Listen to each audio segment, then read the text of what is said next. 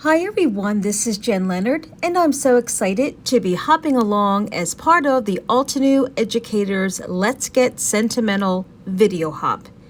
There is a hop list in the video description. Please visit all of the Educator's hops and give us a thumbs up and some of your crafty love. We also have lots of prizes. All the information is in the description. Hello everyone, it's Jen with the Little Craft Corner, and I am going to be showing you how to make this adorable card using some of the blues in the Altenew ink line. Dewdrops, Volcano Lake, Sea Breeze, Aqualicious, along with their new color Navy and one of their new ones, Cloud White. We're also going to be using the Meadow Burst stencil set, and I'm going to show you a little trick on how to line these up perfectly. So grab your inks, grab your stencil, and let's get going. I just gotta say, using Altenew's new Stampwheel base is a game changer, because when you are stenciling, once you put the stencil and adhere it to the Stampwheel tacky base, your stencil is not going to move and you are going to get perfect results every time. This stencil also has 3 little dots on it, and this is where I'm going to show you my little tip on how to get perfect alignment. Once you open your Meadow Burst stencil, you will notice a layering guide right inside the packaging, and honestly, this is probably one of my favorite parts about their stenciling, because it is easy, like color by number. So I wanted to use lots of layers of blues this time with using the addition of their new Cloud White pigment ink. So Altenew has these stencils really easily numbered 1 through 5, and honestly, you just can't go wrong.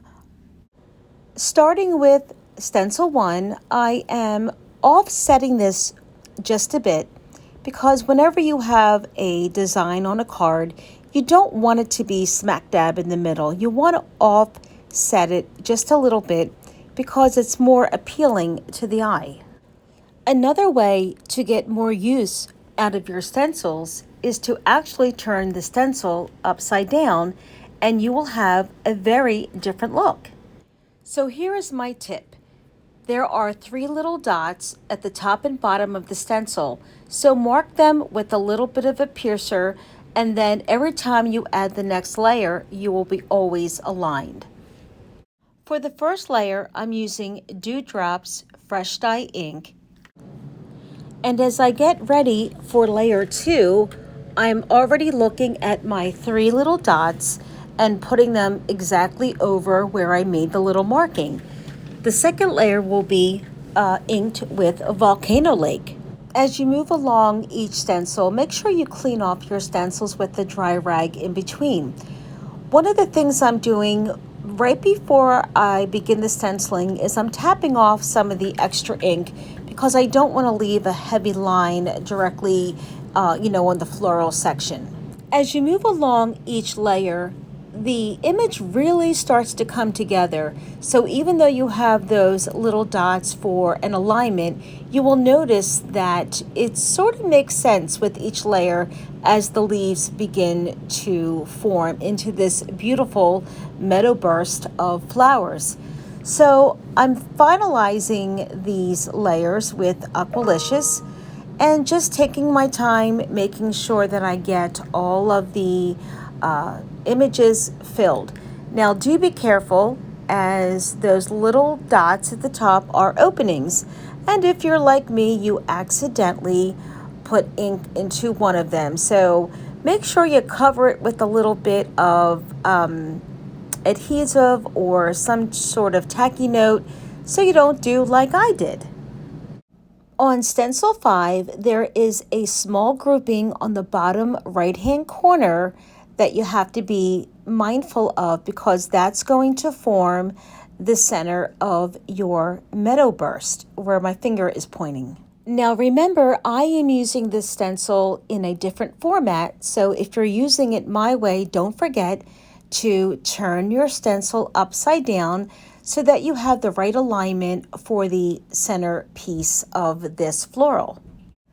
For those of you who know me, you know I love the color navy.